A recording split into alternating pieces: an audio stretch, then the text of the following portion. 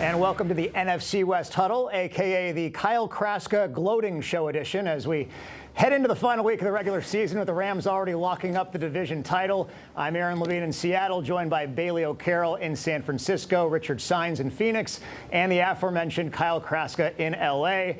You know, this week is pretty meaningless for all the teams in the division, although the teams themselves won't say it. So instead, we're going to focus on things that actually matter. And the first topic this week is, how far will the Rams go in the playoffs and why? Kyle, to the victor go the spoils. You lead us off tonight. Well, Aaron, thanks. And I find it very appropriate you're wearing black tonight because, of course, you're mourning another lost season for the Seahawks, as are all of the other host on the show today. You know, it's going to be challenging to predict accurately how far the Rams can go because we don't know a whole lot right now, do we? We don't know who they're going to play in the playoffs. We only know they're going to host a game against either the Packers or the Commanders or the Lions or the Vikings. So I'll tell you what I will predict is this. Looking ahead to this weekend, I'm going to assume Seattle finds a way to win in Week 18 because, first of all, the Rams aren't going to play anybody. And number two, Gino has an awful lot of incentive, doesn't he? He can make $4 million in incentives if he just goes out and plays well. And if Seattle wins the game, he'll win another $2 million. So there's $6 million on the line for Geno Smith. I'm going to assume Seattle wins this weekend and the Rams fall to the number 4 slot. And that's where I'm going to make my big hot take here. I think the Lions have won their last game already this season. I think the Vikings go there this weekend and win. I think the Lions fall to the wild card spot in the number 5 slot. I think they come to L.A. here and then they get beat by the Rams. So I think the Rams are going to win their first playoff game. Not sure they can get past Philadelphia, but I do like the Rams at least winning one game. And as I said, I think the Lions have won their last game already. Wow. Okay, Bailey, the Niners were the division favorites this year. It did not go their way, but how do you think the Rams are going to do in the playoffs?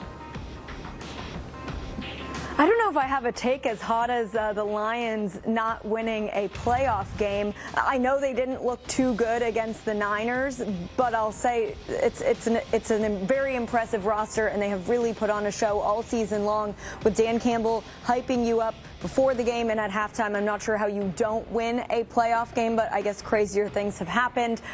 I like the Rams' experience, specifically Matthew Stafford. We know he's been in the league seemingly forever. So I do think that experience will edge them out when you look at some of the other teams. You know, the Vikings have Sam Darnold. You look at Goff has some experience, but Jaden Daniels obviously not super experienced. So I do think that will play a role. We know that always kind of plays a role in playoff football. And so I think that will work to the Rams' advantage.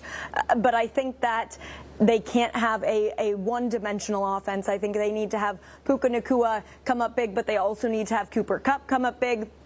And that's something that hasn't happened. Cooper Kupp hasn't done a whole lot in the last few weeks. So I think to make it a deep run in this playoffs, I think they need to have those offensive weapons hot and ready to go. But yeah, it was a disappointing season for the Niners. I think the team in the locker room has kind of already flipped the page to next season. I know they still have a tough game, let's see, on Sunday against Arizona, but like you said, it's basically meaningless. So the Niners have basically turned the page to next season. And we will talk about next season in just a bit. I will go next on this question. Let me first start by congratulating the Rams for winning the West, because that is what they did. They earned it. They won their last 5 games, 6 of their last 7. They beat the Buffalo Bills. The other 4 games in this winning streak weren't exactly pretty, but in the end, they got the job done. The Seahawks had their chances all season long, should have beat the Giants, killed themselves against the Rams in Seattle with that red zone interception, and should have had the Vikings game also. All that being said, the Rams incredibly lucky that they are most likely, well, I shouldn't say most likely, they're potentially drawing the weakest team in the NFC playoffs in the first round if they end up facing the Commanders. And they get them at SoFi, whoever it is. I think the Rams do, though, win that first game at home in the divisional, and then get to the divisional round, and that's where it ends. If you go to Philadelphia to face the Eagles, we all know how that ends. They lost to Philly by 17 points in L.A. in late November. And if they host the Vikings, well, the Vikings beat the Rams by 10 in L.A. this season. I don't think the rematch would be any different again if they played the Vikings again. So I will say congratulations to the Rams for a divisional championship in the NFC West. I understand the idea of any given Sunday, but when it comes to the Rams, the likelihood is that they're either one and done or they're going to be ousted in the divisional round in the playoffs. And Richard, none of us in Seattle have recovered from that big doink off of Trey McBride's head last week with the game-ending interception. How will the Rams do in the playoffs, though? Yeah, I felt that doink on my head, especially when you consider the Cardinals had it, right? They had the division, and next thing you know, they go to the bye week, and it's bye-bye playoffs. But before I even get started, I got to give Kyle his credit. Congratulations. And I like what Kyle giving us the little tidbit here about, Geno Smith being able to get that bonus. Aaron, I know I've been giving you and Geno a hard time saying he's not that guy, but if he gets the bonus, I'm going to put it in my diary right here. I'm going to say, Geno, I'm sorry, I never doubted you, and can I get a loan? Because, that's a big-time bucks for him right there. So we'll put that in the diary, that's for sure. But, yeah, I kind of agree with you, Aaron, where if they get a home game and they get a rookie quarterback, and Jane Daniels and the Commanders, I think they can win that game, especially at home. But after that, they'll be one and done, that's for sure, because, Philadelphia's tough. And the Lions, I don't know about them not winning another game. As a matter of fact, I went to San Francisco for that Monday night game just for fun. That's when you know you love your job, right? When you're going to watch games on your days off. And I tell you, the Bailey O'Carroll fans I saw there in San Francisco, I mean, it was Bailey O'Carroll and Jared Goff. They were the ones that everybody was cheering for those people. So that was really cool to see. But I think the Lions have issues on defense, but I think that their offense will make up for it. But when it comes to the Rams, I think they could win that first game. But then when they get to that another level, right, of talent, that's where they have some trouble. Well, we will see what happens there. Up next, the regular season doesn't need to be over for us to look ahead to next season. So let's go with our early projections for next year. Will your team finish with more or less wins than this season, and why? Bailey, you lead us off this time. Just 6 wins for the Niners, maybe 7 if they beat the Cardinals this week. Are you going to go higher or lower next season, and why? I'm going higher, without a doubt. I think, obviously, the Niners coming in last place in the NFC West. They're going to get a little bit of an easier schedule, and I think that is going to play to their advantage. I think a big part of the reason why the Niners kind of had the type of season that they did was all of the injuries. And knock on wood, there's some wood right next to me, knock on wood. I don't think that you can have that many injuries to that many star guys a second year in a row. So I think that when they get these guys back and healthy and they have a little bit of an easier schedule, I think they have to win more games. If they don't, I think that's when we have a bigger discussion of, is Kyle Shanahan, is John Lynch on the hot seat? I just don't see them losing more games next year than they did this year, given that their schedule will ease up a little bit and that they'll have so many guys back and healthy. Richard, you're next. The Cardinals with 7 or 8 wins this year. You can go higher or lower next season. It's funny because the Cardinals are right where I predicted them to be this year. Right? I said they're going to win 7 or 8 before the season started. I actually thought the 49ers were going to win the division. And then, they go 6-4. And then I start thinking, well, hey, maybe they could get 10 wins and win the division or here. But, it's just like The Godfather, right? Once I'm out and I say I'm out with the Cardinals, they suck me back in, right? Then I get back in, then they break my heart again. I'm like, you see, this is why I didn't want to go all in on you guys to begin with. So I even wrote it in my diary that they were going to win, the division after I had wrote it in my diary that they were not going to win the division. So it's been up and down, but they're on the right track, right? With Jonathan Gannon and Monty Ossenfort as the GM. They've got good draft picks. They've gotten better each year, so I expect them to take the next step next year. And like Bailey said, knock on wood. I've been known to be hard-headed, so I'll knock on wood right here and say they're not going to blow it next year when they have a golden opportunity like they did this year. Sucking you in, just like Mariners fans up here, the equivalent to Cardinals fans when it comes to the NFL. I'll go next. I think this is an easy question, whether the Hawks finish with 9 or 10 wins after this week, and I think it's actually 10 because the Rams are playing all their backups in a meaningless game. I still think the Seahawks win more than 10 games next season. They are clearly trending up. This was a fantastic foundational year for Mike Macdonald in his first season as head coach. The defense is no longer a laughingstock in the division. It can finally handle the Kyle Shanahans and Sean McVays when it comes to defending those offensive attacks. The defense is only going to get better. I think they will be a borderline top 5 defense next year. And I think, believe it or not, they stick with Geno Smith for another season, finally investing in their offensive line and getting a new offensive coordinator who shares a run-first philosophy with Mike Macdonald. You finally have an offense that can mirror the improvement on the defensive side of the ball. And then, have you seen the Hawks schedule next year? This goes for all the division, but the Seahawks play the Titans, Jaguars, Panthers, Colts, and Saints. You're halfway to 10 wins right there. They're 6-1 on the road this season. Going 3-6 at home this year was an anomaly. So if they go a mediocre, 5-3 at home next year, I think 6 more wins in 9 road games is very doable given their opponents. So I will be expecting 12 wins from the Hawks next season, with the floor being 11 wins. Kyle, the Rams will likely finish with 10 wins, so you can go higher or lower next year. Whether it's 10 or 11 wins for the Rams, I'm going to actually go lower next year. In some regards, it's a loaded question because we simply don't know what the future is for Matthew Stafford. The Rams and Matthew went all in this year on his contract, making over $40 million, and they thought, well, we'll get through the season, we'll see how it goes, and then we'll make a decision on their quarterback of the future. Remember, Jimmy Garoppolo is the backup here. He's the guy that's going to be starting Sunday against the Seahawks. So it really depends on what happens with Matthew Stafford. But bottom line, guys, I mean, y'all stunk this year. You're all going to be better. You've all predicted that your teams are going to be better next year. So just in the division alone, I think the Rams will struggle to win more games. I mean, if they win the game on Sunday, they'd be 5-1 in the division this year. So I say the Rams will still be a real good football team. They'll be better on defense. Kyren Williams is fantastic. They've got too many great weapons not to be a winning football team. But I think to be able to match 11 wins when your quarterback is going to be in question and you're going to play against a divisional schedule that's certainly going to be much better than it was this year, I'll say the Rams maybe take a step back. But that doesn't mean I don't think they'll be a playoff team again next year. It should be a very interesting division, how that stacks up next season as well. Next up, who is your team MVP for 2024 and why? Richard, you lead us off this time. At midseason, most of us said Kyler Murray was the MVP of the division. Does he finish the season as the MVP of his own team, or is it someone else? No, he does not. And before I even tell you who it is, I just want to say, I hope throughout my life I can find somebody that loves me half as much as you love Geno Smith, because that's a true bromance right there. I mean, you're still going all in on this guy for next year. That is amazing to me. I can't believe it. That's the that problem. Is awesome. There is no alternative. That is a great. I mean, that's a bromance for the ages. I'll tell you that. And speaking of bromance, are we going to have to see Kyle do his best Jimmy GQ when the Rams win one playoff game and have his Freddie Freeman jersey and his sunglasses like he had when the Dodgers won? I'm like, well, we got to deal with this LA arrogance again. Don't forget the Galaxy. That's Don't what's forget crazy. the Galaxy, Anyway, Richard. Yeah, the Galaxy succeed. All you guys do is win out there, right?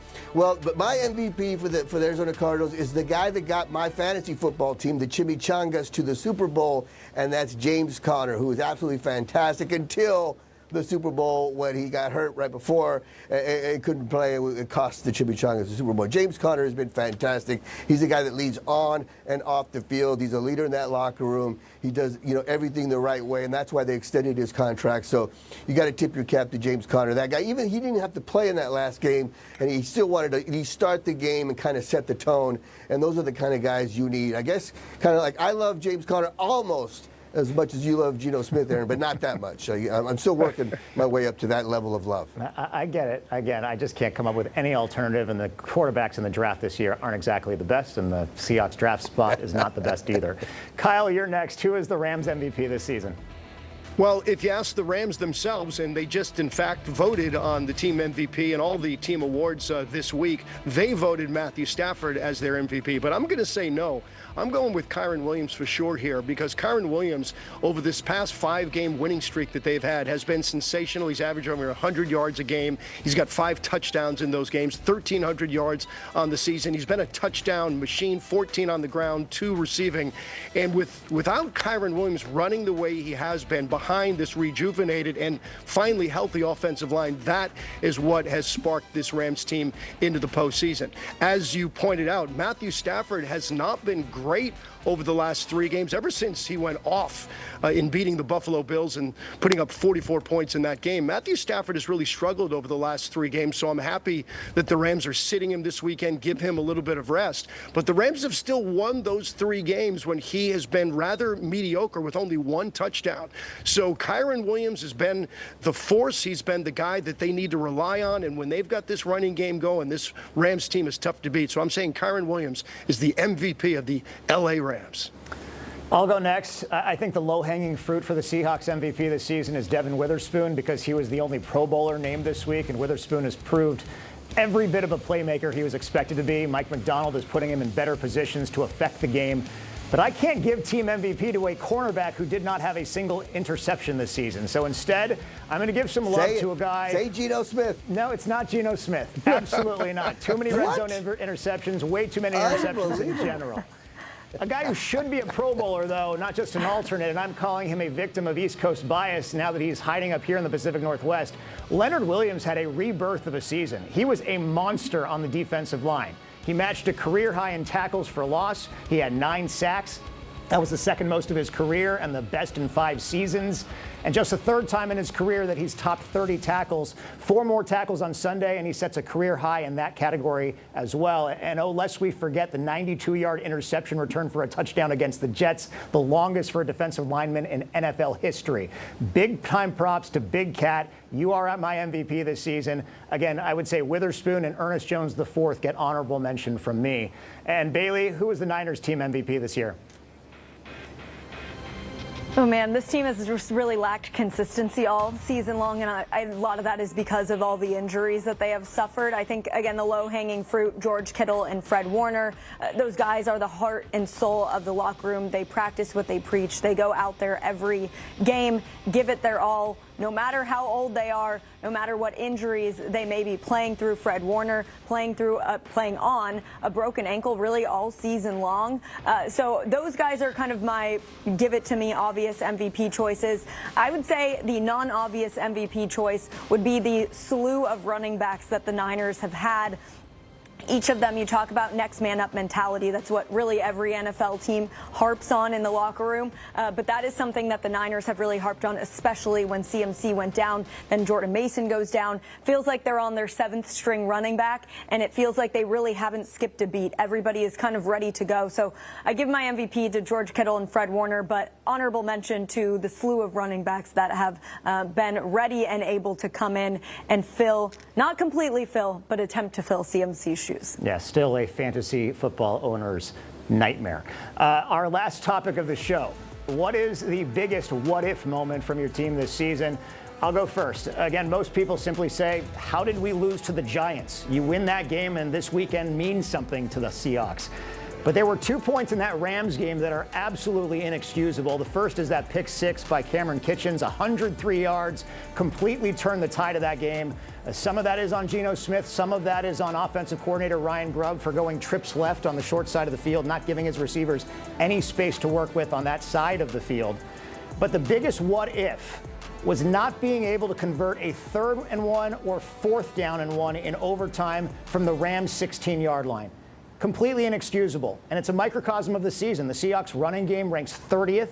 Their offensive line has been horrible. And Ryan Grubb's abandonment of the quarterback sneak in the second half of this season is completely baffling to me. If you can't get less than 1 yard on 2 quarterback sneaks, you don't deserve to win the game. He didn't call him on either play. It was an easy call, and they straight up blew it. A chance to end the game with a touchdown right there. They can't get a single yard in 2 plays. Win that game, and we're having a much different conversation today with something to play for in Inglewood on Sunday. Richard, you're next. What was the biggest what-if moment of the Cardinals this season? Well, I say, what if the Arizona Cardinals didn't... What if they didn't joke when they had a 6-4 record and going into the bye week? What if they just played like they had been playing all year long and didn't go 1-7 or whatever to end the year? What if they didn't get swept by Geno Smith and the Seattle Seahawks? What if they didn't lose to Carolina? What if they just did what I told them to do and win the division? You know, they couldn't do this again if they tried. I still cannot believe that they had that opportunity and let it slip away. If they play the season all over again and you put them in that spot, they win the division. And I'm the one last night laughing. I'm the Kyle of the group, but I'm the one saying, you know, take that. You guys stunk this year. But no, instead I've got egg on my face. Bailey, the Niners have egg on their face also, but what is the biggest what-if moment for them? Well, really quick, you say what if, and I just immediately think of my Sun Devils who lost to Texas in a heartbreaker, and what if that targeting Way call to kick me when had I'm been down called. over here. I can't get past that. Hey, you know, I'm a Sun Devil alum. I went there, so that was a heartbreaker. I'll say it. An exciting game, but a heartbreaker. And right now, it's top of mind. That's what my head goes to when you say what if. But if we get back to the NFL and the Niners, I think the what if is the injuries. What if CMC never goes down? What if Nick Bosa doesn't miss all that time? What if Trent Williams doesn't have the ankle injury? What if Fred Warner doesn't play a whole season basically on a broken ankle? What if Brock Purdy doesn't miss a game? What if Brandon Ayuk doesn't absolutely destroy his knee? What if Deebo Samuel doesn't get pneumonia and has to go to the hospital?